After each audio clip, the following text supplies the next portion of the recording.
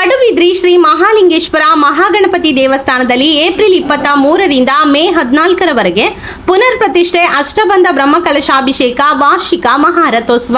ಕರಾವಳಿ ಭಾಗದ ಇತಿಹಾಸದಲ್ಲೇ 11 ತಿಂಗಳಿನಲ್ಲಿ ಜೀರ್ಣೋದ್ಧಾರ ಕಾರ್ಯ ನಡೆದು ಪುನರ್ ನಿರ್ಮಾಣಗೊಂಡ ದೇವಾಲಯ ಪಡುಬಿದ್ರಿ ಶ್ರೀ ಮಹಾಲಿಂಗೇಶ್ವರ ಮಹಾಗಣಪತಿ ದೇವಸ್ಥಾನ ಎಂಬ ಹೆಗ್ಗಳಿಕೆಗೆ ಪಾತ್ರವಾಗಿದೆ.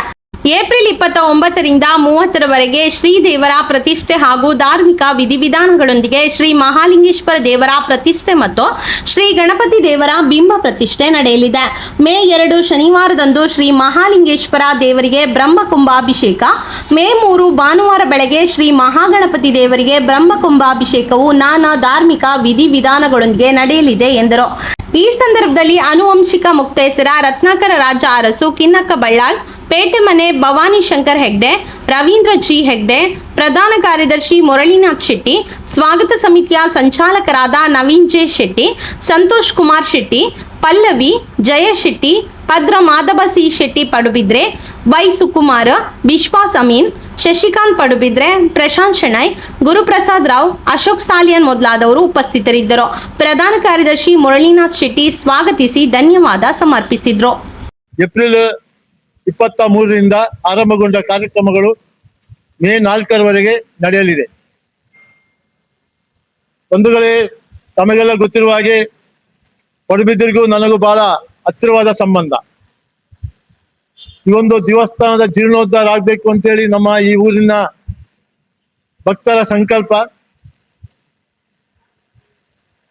ಈ ಒಂದು ಜೀರ್ಣೋದ್ಧಾರ ಸಮಿತಿಗೆ ಅಧ್ಯಕ್ಷನಾಗಬೇಕು ಅಂತೇಳಿ ನನ್ನಲ್ಲಿ ಕೇಳಿಕೊಂಡಾಗ ನಾನು ಬಹಳ ಸಂತೋಷವಾಗಿ ಸ್ವೀಕರಿಸಿಕೊಂಡಿದ್ದೇನೆ. ಹಾಗೆ ಇದನ್ನು ಅಂದಿನಿಂದ ಇಂದಿನವರೆಗೆ ಶಕ್ತಿ ಮೀರಿ ಭಕ್ತಿಯಿಂದ ಅಧ್ಯಕ್ಷನಾಗಿ ನಾನು ಮತ್ತು ನನ್ನ ಸಮಿತಿಯ ಜೊತೆಗೆ ಒಟ್ಟುಗೂಡಿ ನಾವು ಈ ಕೆಲಸವನ್ನು ಮಾಡ್ತಾ ಇದ್ದೇವೆ. ನಾನು ಈ ಊರಿನ ಅಳಿಯ. 11 ತಿಂಗಳಲ್ಲಿ ಬಹುಶಃ ಪಡುಬಿದ್ರಿಯ ನನ್ನ ಸಂಬಂಧ ಬಹಳ ಹತ್ತಿರ ಸಂಬಂಧ. ಈ ಒಂದು ಜೀರ್ಣೋದ್ಧಾರ ಆದಷ್ಟು ಬೇಗ ಆಗ್ಬೇಕು ಅಂತೇಳಿ ನಮ್ಮೆಲ್ಲರ ಆಶೆ, ನಮ್ಮೆಲ್ಲರ ಸಂಕಲ್ಪ.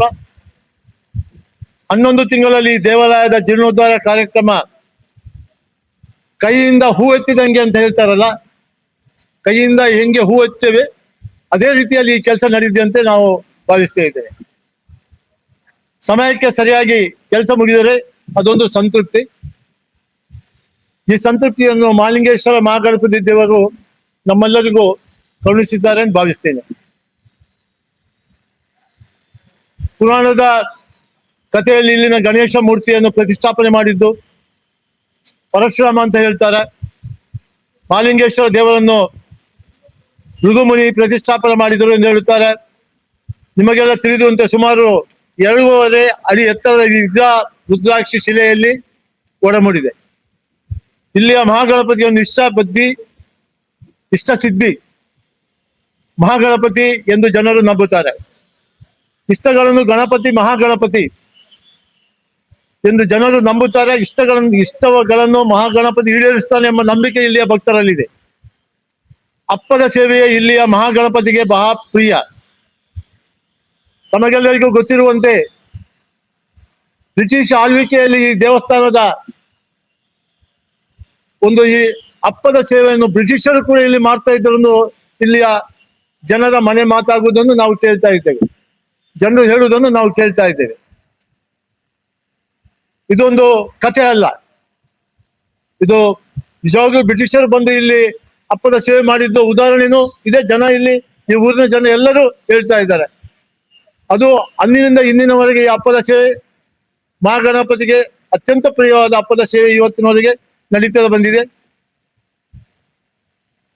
ದೇವಾಲಯದ ಜೀರ್ಣೋದ್ಧಾರ ಎಂದರೆ ಅದು ಇಡೀ ಊರೇ ಸಂಭ್ರಮದಿಂದ ಸಾಮೂಹಿಕ ನೆಲೆಯಲ್ಲಿ ಕೈಗೊಳ್ಳುವ ಕಾರ್ಯ. ಇದೊಂದು ಧಾರ್ಮಿಕ ಜಾಗೃತಿ ಇದೆ, ಸಂಸ್ಕಾರಗಳಿವೆ. ಸಮುದಾಯದ ಹೊಸ ತಲೆಮಾರು ತನ್ನ ಧಾರ್ಮಿಕ ಆಚರಣೆಗಳನ್ನು ಕಲಿಯುವುದಕ್ಕೆ ಇದೊಂದು ಅವಕಾಶ. ಜನ ಒಗ್ಗಟ್ಟಾಗುತ್ತಾ ತಮ್ಮ ಕೈಲಾದ ಸೇವೆಯನ್ನು ಮಾಡುತ್ತಾರೆ.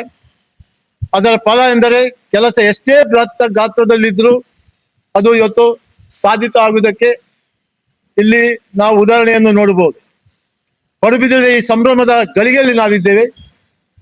ಜನರ ಸಹಕಾರದಿಂದ ಇದು ಸಾಧಿತವಾಗಿದೆ. ದೇವರಿಗೆ ದಿವ್ಯಾಭರಣಗಳು ಸಲ್ಲಿಕೆ ಆಗುತ್ತಿದ್ದೇವೆ.